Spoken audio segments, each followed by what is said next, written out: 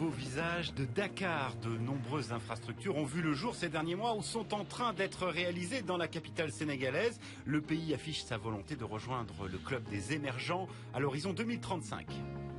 L'ambition, c'est de faire du Sénégal un hub sur l'Afrique et notamment sur la communauté économique des États de l'Afrique de l'Ouest et ses 300 millions d'individus.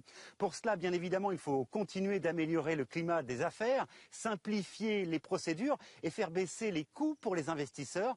Bref, rendre cette destination Sénégal encore plus compétitive. Un immense chantier à 30 km au sud de Dakar. Nous découvrons le futur pôle urbain de Diamniadio, un élément clé dans la stratégie de développement du pays. Le pôle pourrait générer 30 à 40 000 emplois directs.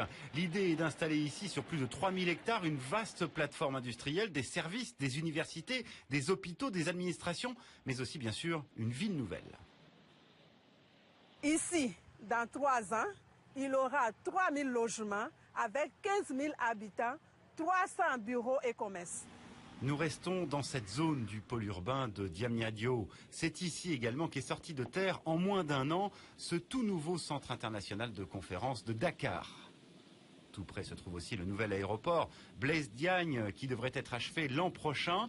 Il sera relié à Dakar par un train express et par l'autoroute.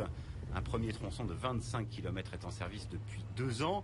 Première autoroute à péage de l'Afrique de l'Ouest. Elle a été réalisée en un temps record de 44 mois par un géant du BTP par le biais d'un partenariat public-privé inédit.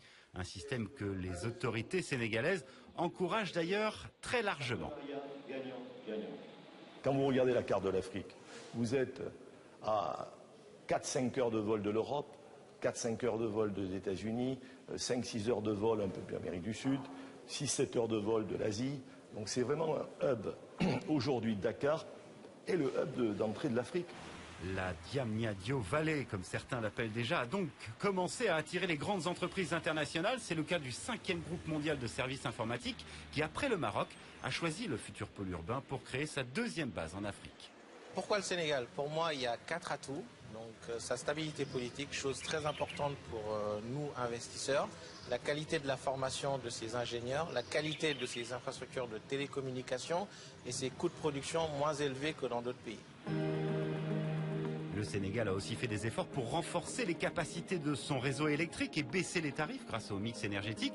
Pour les PME, un guichet unique divise même désormais par 2 les délais de raccordement, des arguments qui séduisent. Sur le premier trimestre 2015, nous avons enregistré un taux de création d'entreprises le plus important depuis plus de 15 ans. Par ailleurs, les investissements directs étrangers font un bond de 8% entre 2013 et 2014. D'accord. Il faut dire que le Sénégal envoie des signaux très forts aux investisseurs. Par exemple, aujourd'hui, le pays promet que si un investisseur a un conflit commercial sur son territoire, celui-ci sera réglé en moins de 90 jours, la norme OCDE en la matière. Autre signe que les réformes pour l'amélioration du climat des affaires commencent à payer, le Sénégal est entré dans le top 5 des pays les plus réformateurs au dernier classement Doing Business. Illustration avec l'accès au foncier, dont les coûts ont été particulièrement réduits.